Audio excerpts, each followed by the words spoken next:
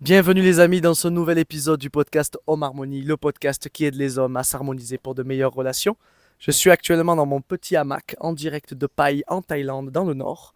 Il fait beau, on est posé et on va pouvoir discuter ensemble d'un sujet extrêmement important, que je trouve extrêmement important, surtout si vous êtes actuellement célibataire, ça va être de ne pas chercher votre idéal féminin. Alors ça peut sembler un peu absurde de voir les choses comme ça, mais il y a de très très bonnes raisons à ne pas chercher cet idéal féminin. La première, c'est que l'idéal, ça n'existe pas. Le contraire d'idéal, c'est réaliste.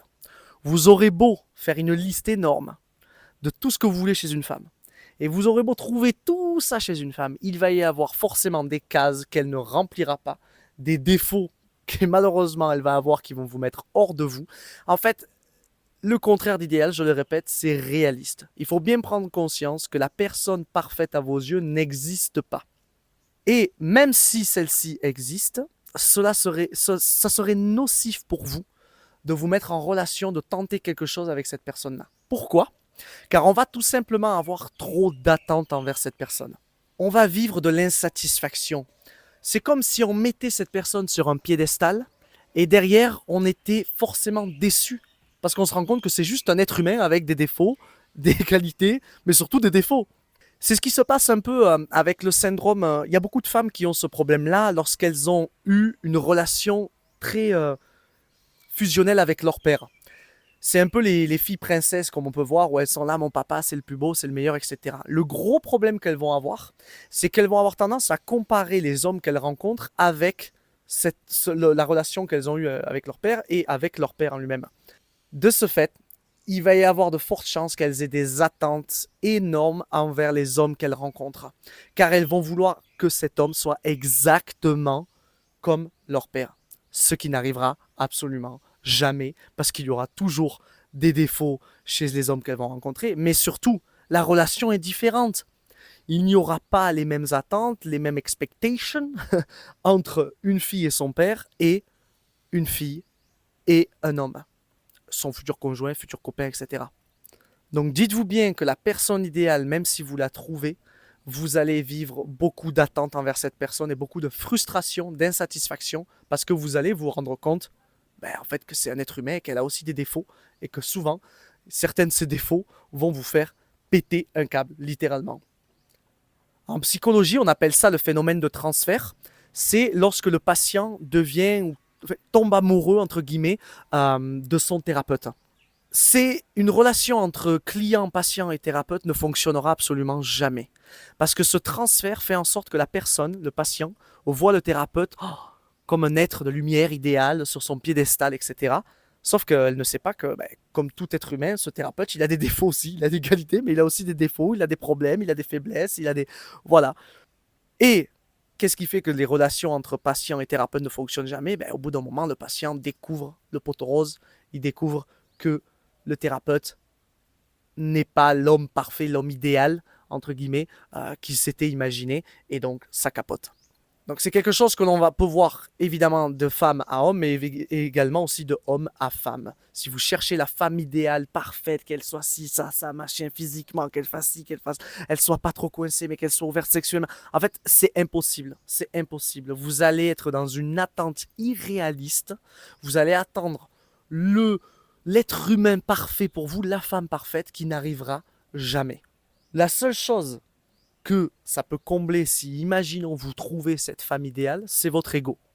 Votre ego, lui, il va être content parce qu'il va se dire, ok, super, j'ai trouvé la femme que je voulais, elle est comme ci, elle est comme ça, elle est ci, ça.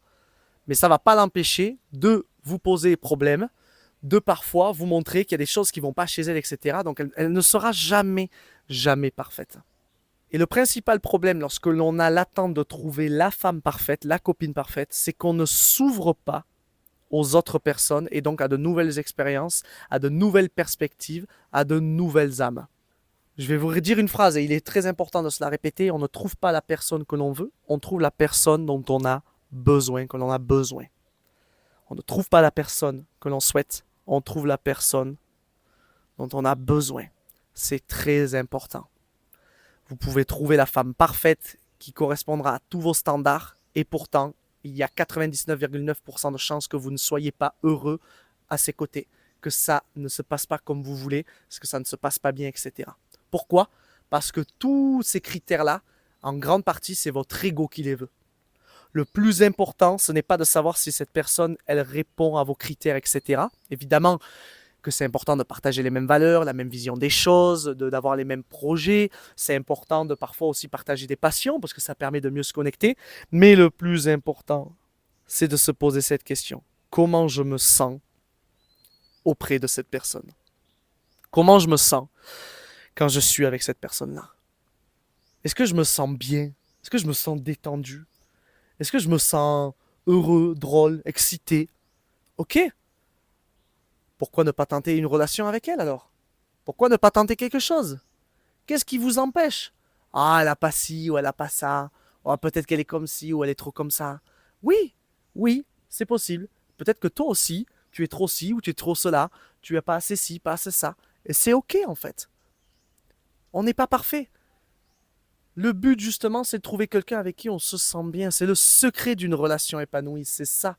Avec qui je me sens à l'aise, etc. Et si ce n'est pas le cas, c'est qu'il y a des raisons. Et il peut y avoir de multiples raisons à ça. Bien souvent, c'est encore une fois notre ego. Je le répète, je l'ai répété dans les précédents épisodes, mais notre ego, c'est la somme de nos mémoires passées. C'est la somme de nos croyances et de nos peurs. C'est notre ego qui va peut-être nous dire, oh là là, attends, cette fille, elle a un body count trop élevé, elle a eu trop de partenaires sexuels, donc en fait, non, je peux pas me mettre avec, elle risque de me tromper, etc. Mais pas du tout. Au contraire, c'est quoi les avantages d'avoir une fille qui a un gros body count? Ben au moins c'est qu'elle sait ce qu'elle veut. C'est quelqu'un avec qui vous n'allez pas vous ennuyer sur le plan sexuel. Donc si vous cherchez une fille qui est ouverte sexuellement, qui est une bête au lit, mais attention, il ne faut pas qu'elle ait trop de body count non plus, c'est impossible. En fait, à un moment donné, il va falloir faire un choix. Il y a de fortes chances que la fille qui n'ait eu qu'une ou deux relations sexuelles avec deux hommes différents dans sa vie, elle soit beaucoup plus coincée, moins expérimentée, moins ouverte sur le plan sexuel que celle qui en a eu 20 ou 30. C'est ça en fait que je vais vous expliquer, c'est qu'à un moment donné, cette quête de perfection, elle est impossible parce que ce que vous voulez va être en contradiction avec autre chose, une autre qualité, une autre chose que vous voulez chez cette personne-là. Et c'est important d'en prendre conscience parce qu'il faut mettre des priorités. C'est quoi votre priorité? Est-ce que vous voulez concrètement avoir quelqu'un avec qui vous vous sentez en sécurité supérieure sur le plan sexuel? Ok. Alors à ce moment-là, ça sera peut-être plus intéressant pour vous de prendre une femme qui n'a pas eu beaucoup d'hommes dans sa vie. Ou est-ce que vous voulez justement être épanoui sur le plan sexuel? À ce moment-là, je vous conseille fortement d'aller vers une femme qui a eu plus d'expérience sexuelle. Forcément, vous allez plus kiffer. Forcément, elle a plus d'expérience, elle est plus ouverte, etc. Ça semble tellement logique et ça me rend toujours fou quand je vois des gens qui sont là à dire oh non, il y a trop de mecs qui lui sont passés dessus. C'est lunaire en fait, comme raisonnement. Parce que ça sera les mêmes mecs qui vont se plaindre qu'ils ne sont pas assez satisfaits sur le plan sexuel. Ben oui, mon coco. T'as envie d'être satisfait sur le plan sexuel, prends quelqu'un qui est expérimenté sur le plan sexuel. Et là, tu es sûr que tu vas pas t'ennuyer. Mais qu'est-ce qui nous empêche, nous en tant qu'hommes, d'aller vers quelqu'un qui a de l'expérience sur le plan sexuel? C'est toujours la même chose. Il y a l'ego qui est là et qui vient taper derrière. Attention, fais gaffe parce que cette fille-là, elle a de l'expérience sexuelle. Peut-être que je ne suis pas capable de la satisfaire. Peut-être que je vais passer pour une bille auprès d'elle une fois qu'on va arriver au lit. Peut-être qu'elle va être trop demandeuse. Oh là là, ça va réveiller ma peur, tout ça, ma peur d'être trompée. Peut-être que, oh là là, elle a de l'appétit sexuel, donc ça veut dire qu'il y a plus de chances qu'elle me trompe, etc. Qui l'a dit ça? Qui a clarifié ça? Qui a mis sur papier tout ça? Personne d'autre que votre ego. Il n'y a que votre ego qui vous fait croire ça. Vraiment. La personne avec qui je suis aujourd'hui actuellement, c'est quelqu'un qui a eu beaucoup d'expérience sur le plan sexuel. Et au début, ça m'a fait vivre énormément de peur. Pourtant, j'étais quelqu'un d'extrêmement confiant là-dessus. J'ai toujours écouté mes partenaires, j'ai toujours été très ouvert, j'ai toujours réussi à les satisfaire, à les écouter, etc., à me remettre en question quand c'était pas le cas, pour vraiment gérer ça. J'ai jamais eu de problème à ce niveau-là de satisfaction de ma partenaire sur le plan sexuel. Et pourtant, quand je l'ai rencontrée, wow, mazette, que j'ai flippé un truc de fou. Pourquoi? Pour deux choses. Deux peurs. Mon ego, qui venait taper sur ma tête et qui me disait attention, elle a de l'expérience, ça veut dire que peut-être que tu vas pas réussir à la satisfaire et donc passer pour un mec un peu faible, un peu impuissant, un peu incompétent. Et deuxièmement, et surtout, c'était ça. Oh là là, elle a peut-être de l'appétit, elle a eu de l'expérience, etc. Peut-être qu'elle va plus elle va avoir peut-être plus tendance à me tromper que quelqu'un qui a eu que deux, trois partenaires. Mais tout ça, croyez-moi, c'est dans la tête. Tout ça, c'est dans votre cerveau, c'est votre ego qui veut vous faire croire ça. Ne le croyez pas. Faites-vous confiance, faites confiance à l'autre. Et osez aller vers de nouvelles personnes, des personnes qui physiquement ne vous auraient peut-être pas attiré dès le départ, des personnes qui mentalement, psychologiquement ne vous auraient peut-être pas attiré à première vue. Ouvrez-vous au maximum et lâchez prise. Vous ne pouvez pas imaginer à quel point vous pouvez rencontrer des personnes formidables si vous ouvrez le champ des possibles. En faisant cela, on laisse la porte à n'importe qui sur Terre pour pouvoir venir vivre une relation amoureuse, une relation épanouissante à nos côtés. Et moi, à une période que j'étais très fermé là-dessus, je voulais une fille comme ci, comme ça, comme ça, comme ça. Et je me suis rendu compte après dans le futur que je me suis fermé à de magnifiques relations, à de magnifiques femmes avec qui j'aurais pu avoir, si ça se trouve, de très très belles relations. Pourquoi? Parce que mon ego me disait, oh, elle n'est pas assez ci, elle n'est pas assez ça, elle n'est pas assez machin, etc. Il ne faut pas l'écouter. Écoutez-vous, vous, posez-vous la question, comment vous vous sentez? Si vous vous sentez bien avec cette personne-là, vous sentez qu'il se passe quelque chose, que vous vous sentez bien, c'est drôle, c'est fluide, etc. C'est très bon signe. Allez-y. Même si le moment, peut-être que vous n'êtes pas trop attiré, même si peut-être sur le moment, vous n'êtes pas trop si, vous savez pas trop, machin, ou vous vous dites, oh, elle est peut-être un peu coincée sexuellement ou pas, ou peut-être qu'elle est trop ouverte. On s'en fout de tout ça. Tout ça, c'est des et si, des questions, des doutes. Ça ne fera que nourrir votre ego et pas votre cœur qui lui veut y aller parce qu'il se sent bien avec cette personne-là.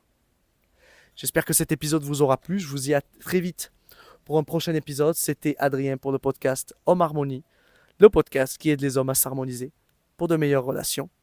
Laissez-moi un petit commentaire, envoyez-moi vos questions, suivez-moi sur Instagram adrien.mas. Je serai ravi de vous répondre et je vous dis à très vite.